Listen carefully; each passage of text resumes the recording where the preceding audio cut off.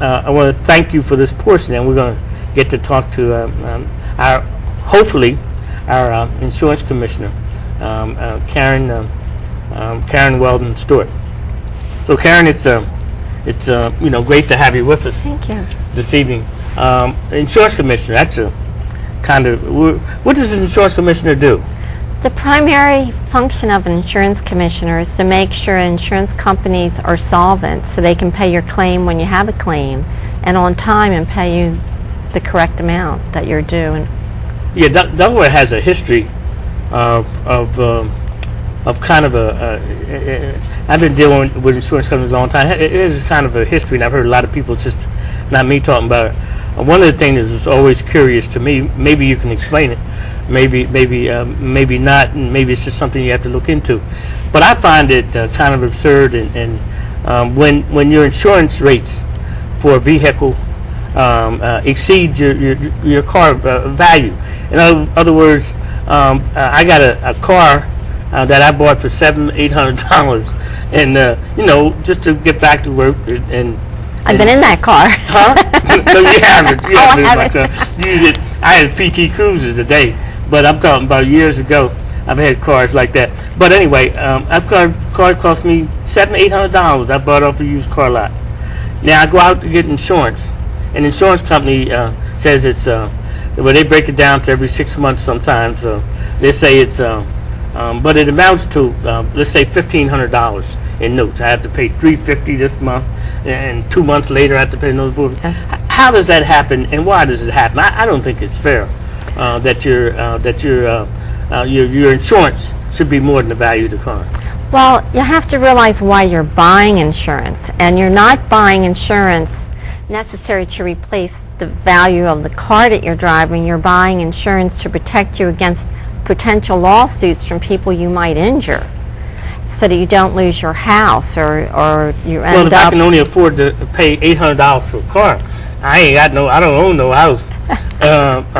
So that's not. I don't think that's kind of comparable. But so you're buying it for protection. Yes. But why should it be so out of order with the value of the car? I still don't see paying $1,500 a year for a car that only provides me transportation back and forth. Well, you have another problem here in Delaware, and that is that the cost of health care is so high, and the cost of just having a procedure done or having any kind of medical treatment is actually, Delaware is one of the top 5 expensive states in the country. And so you have to look at the whole picture. So part of it is, okay, if you hit somebody and they had to go to the hospital, how much is it going to cost for a hospital stay? How much is it going to cost to be treated? How expensive is the emergency room? And Delaware really ranks very high in all these areas, and that's one of the reasons why I'm running for insurance commissioner, to try to correct the disparity in cost in Delaware as compared to the other states in the United States. So you would be able, as insurance commissioner in your capacity, to be able hopefully have some impact on the insurance industry and say, hey, wait a minute, fellas, ladies, whoever they might be, can't we get this more in order? This thing is out of perspective here. Well, and because my other theory has been the information by these private companies, and that's what Obama's all about, and that's the change I see coming, whether these corporations like it or not, is the arrogance that they treat consumers, average middle-class Americans, black and white. They really are take advantage of us, and then the politicians that we elect kowtow to them, and that advantage just continues on and on. Our insurances go up, our pay doesn't go up, the politicians don't protect us. There needs to be a new advocacy, a change in this country, so that they don't continue to be arrogant and treat the average consumer, middle-class Americans. I think that really hurts us all. Well, some of our past insurance commissioners have actually worked against us also. Well, that's my point. Which is really sad that has happened to us. For instance, when we went to no-fault auto insurance, the original statute had arbitration in it. Well, we still have arbitration at the Department of Insurance for disputes, but what's happened is when Donna Lee Williams was insurance commissioner, she changed it from allowing us to have our attorneys paid separately.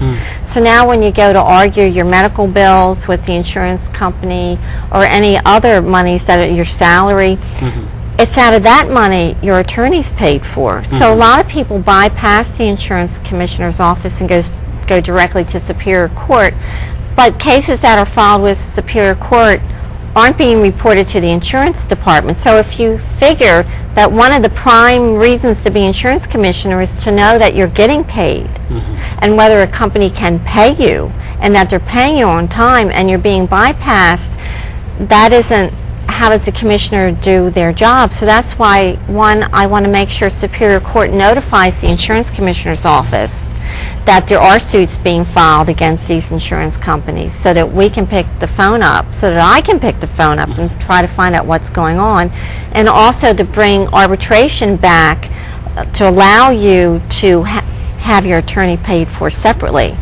because that actually is part of how insurance companies do business, because an insurance company actually goes out and they buy insurance. It's called reinsurance, and in your typical reinsurance contract, one of the clauses is that if they hire outside counsel to defend You mean a policyholder, the policyholder? if they defend the policyholder in a case and they have to hire a lawyer, that's paid for. So why is it that when we, the policyholder, is now going to get paid for our medical, we can't hire an insurance lawyer? That's not right. I mean, it used to be you could.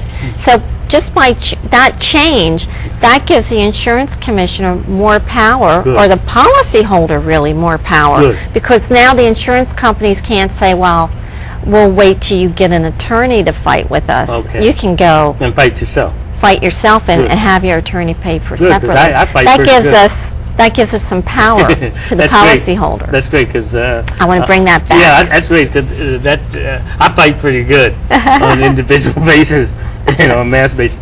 Let me ask you something else. How diversified is the staff of the insurance office? I know statewide, I haven't heard of equal opportunity for all people. I don't know how many blacks or Hispanics or poor whites that are currently employed, but I haven't seen that as an office that has that broad opportunity. That if I were a black person or Hispanic person, that I would feel comfortable in going to the insurance commissioner's office and applying for a job, that I would get equal response. What's that look like, and what is some of your plans in that area? Well, actually, when I was a deputy with the Department of Insurance, my senior secretary, who I got a number of raises for and elevated her, in fact, I also sent her to paralegal school, she was African American. Okay, that's one. And then after I left the department, I do know the gentleman. Excuse me, not to cut you off, but how many employees is it? About 50 or so? No, there should be about 70 to 80 employees. Statewide? Okay. Statewide. I don't know how many work there now, but I know the gentleman who is the head of the captive insurance division, he's African American. The gentleman that's two. Who used to be, who has left the department, was chair. I'm pretty tough on this. So well, I don't know how many other people there, but I'm looking at management positions. The man that was head of company regulations, which is one of the more important positions at the department, he was African American. Okay, but you aren't saying that everything is okay. Because, as I'm asking you, one by one, you give me this person, that person, and that person. That's very good. We got 19% state population. So me being an advocate for anti-discrimination would expect, let's say out of that number, to have at least about 25 or 30 employees would be a proper non-discriminatory staff, in my view. So I mean, there's 1 here, 2, 3, 4. I think people got to look at it in terms of mass opportunity for equal opportunity. Well, if I become elected commissioner, you're going to look at it, okay? That's all I'm saying. I will look at it. Also, I am important. Spanish, so that would bring a Spanish person at a top part of the... I didn't know you were Spanish. I know the Weldon name means a lot in Delaware history. That's correct, and my mother's name was... Spanish didn't get in there? My mother, Concepcion Fernandez. Okay. And my grandmother is Pilar. Okay, that's good. Yeah, my grandfather don't is even know Pedro. that. No. In Delaware. They don't. And that's kind of sad in a way, because I actually was brought up that way in a Spanish family. Oh, okay. Not to let people know that you're Spanish. My mother wouldn't even let me put her Spanish name, first name on her gravestone. Wow. There are a lot of because they things- were afraid if